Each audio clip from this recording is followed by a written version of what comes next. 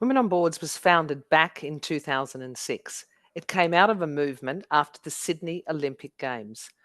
I was at the Cathy Freeman final and can still vividly recall the atmosphere in that stadium back in 2000.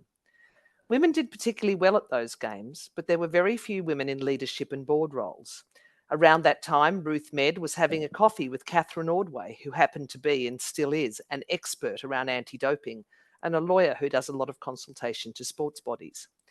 Together, they decided that something should be done about the paucity of women on boards in sport. Ruth also happened to be on the board of the National Foundation for Australian Women, an organisation which is still growing strong. NFAW was proactive in pushing the women's agenda into government policy. It was spearheaded by Marie Coleman AO, the first woman to ever head a government department in Australia. In 2003, NFAW received a grant from the federal government, the only one we've ever really had, for a Women on Boards project.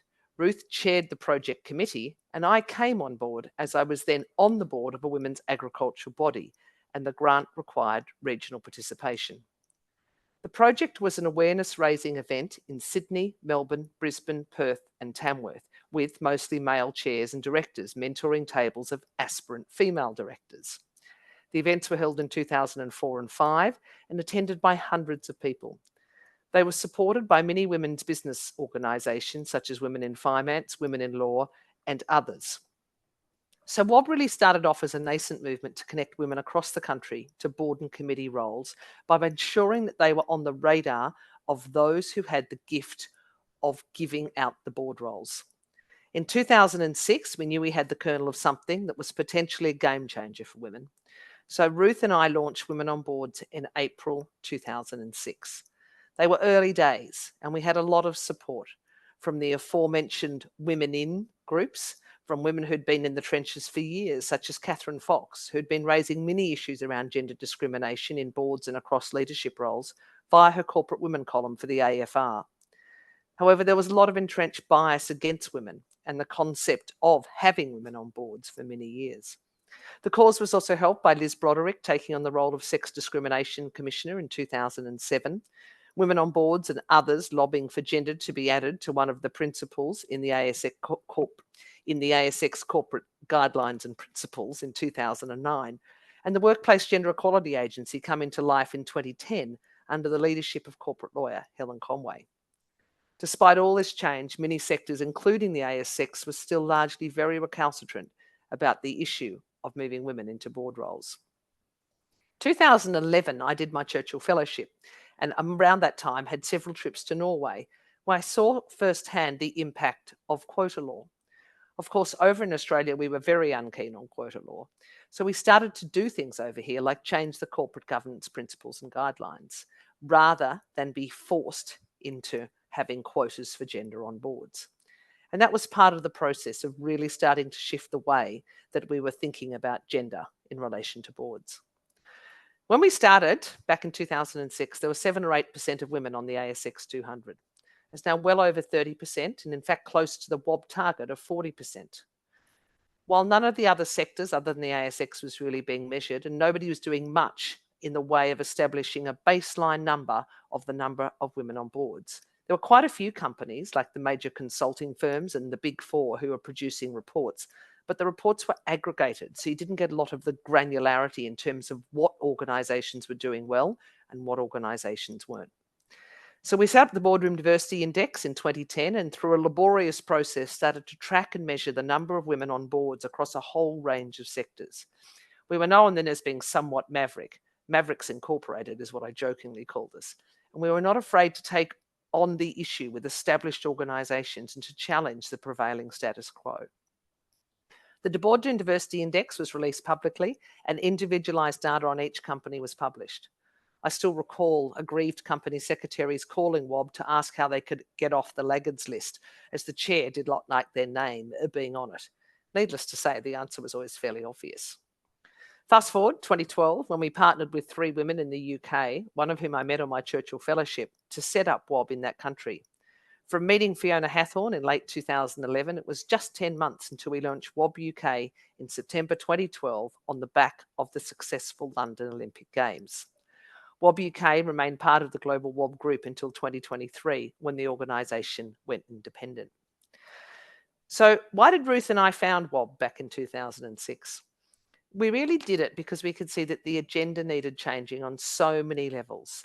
And so we had to consider what impact that we could have.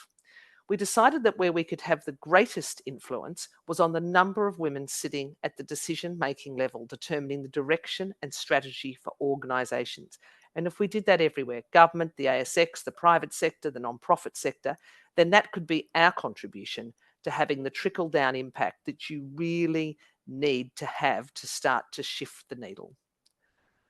Our agenda was always 40% women on boards and in leadership roles, and has remained that across the years. And that came to us out of the Norwegian quota law, which is a 40-40-20 gender quota law, 40% men, 40% women, and 20% of any other gender. It is not a female quota law, it's a gender quota law. We've never just focused on the ASX 200. There are around 15 to 1600 directors on the ASX 200. And how many people live in this country? There are so many other areas that people can look for opportunities: university boards, superannuation trusts, government boards, sports organisations, subsidiaries, trusts, foundations. So many areas where people can lend their expertise and talents and make an equal contribution. WOB's focused on broadening the board discussion out beyond the ASX. And interestingly, since we started in sport and other sectors, many of those sectors have achieved 40%, except the ASX and possibly private boards, because of course private boards are very hard to measure. And by 2020, because we measured the progress across 10 years, when we looked at 1,385 boards, 702, so a little over half, had reached or exceeded the 40% target. The ones that are really bad are in the ASX 2 and 300 plus. And that's, I think, where everybody's attention needs to be focused now. There's a lot of indices published by leading organisations around the ASX 200. So I think they need to challenge themselves to do something different, because where it's harder is in the far reaches of the ASX. The ASX 200 is always going to get to 40%. We could quota that tomorrow and it wouldn't be a problem. But beyond that is where you have difficulties. And on the Workplace Gender Equality Agency, which of course we fought very hard to bring in under the Gillard government, which gave women's organisations teeth in terms of gender reporting. Around 34% of board members of the reporting organisations are female. But as it picks up any organisation with more than 100 people working for it, and a lot of private sector boards, which are hard to identify and access, largely been closed to anyone outside the known and trusted circle and advisors and others who work with the owners and founders. The upshot is that there's still a lot of work to be done to achieve a 40% gender balance. And as we've since added cultural diversity within board and leadership roles, just as we sought to shine a light on the fact that women were not on the radar of those who were doing the looking back in 2006, we've now picked up that the light needs to shine on intersectionality of diversity. So in other words, cultural diversity within gender. What we're trying to do was say to companies, turn off the spotlight and turn on the floodlight. Because if you turn off the spotlight where you only see the people people that you know who others know, you can actually turn on the floodlight. You can see people who can lay equal claim to any role sitting at the edge of that circle of light.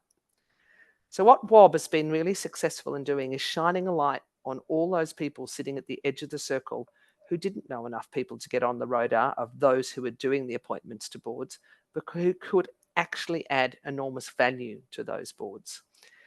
In our office, we have a statue of 3 women at various age and life stages. It was produced by a sculptor for our 10th birthday.